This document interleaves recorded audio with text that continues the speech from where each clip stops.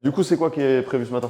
Les crochets, du coup, il y avait des commentaires. J'étais pas trop d'accord avec la manière de faire. C'était le fait qu'on meule les tuiles, et ça, ils disaient « Ah, c'est pas bien ». Risque de fuite, tout ça. Risque de fuite. Après, sinon, ce qu'on peut faire, c'est je vais sur le toit, et je montre que si je mets un crochet sans enlever la tuile, ce que ça fait. Ça peut être pas mal? Ouais. Ouais, vas-y, go.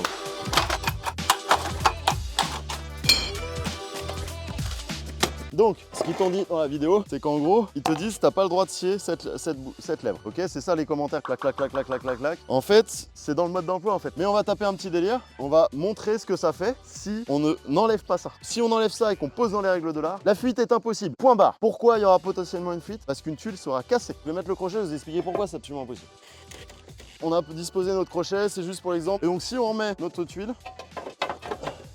voilà, c'est pas plus compliqué. J'ai pas retiré la petite lèvre inférieure là. Et donc du coup ça vient taper sur la lèvre. Et déjà que le crochet surélève naturellement la tuile. Mais là ça surélève encore de presque un petit centimètre. Ce qui fait qu'on se retrouve avec des écarts qui sont inacceptables. Et là il y a risque d'infiltration. La seule bonne méthode c'est de disquer la lèvre qui est en dessous pour que ça soit beaucoup plus plat. À gauche on scie pas la lèvre. Et à droite le résultat de Gilles. Quand même une autre gueule. En conclusion, hein, si on enlève la lèvre il n'y a aucun risque de fuite. Si on laisse la lèvre, bah vous voyez c'est un carnage et il y a un risque de fuite. Donc évidemment faut enlever la lèvre si on travaille correctement. Allez, à bientôt, ciao les gars, pense à vous qui êtes sur les chantiers, vous prendre du soleil plein la gueule, force les gars.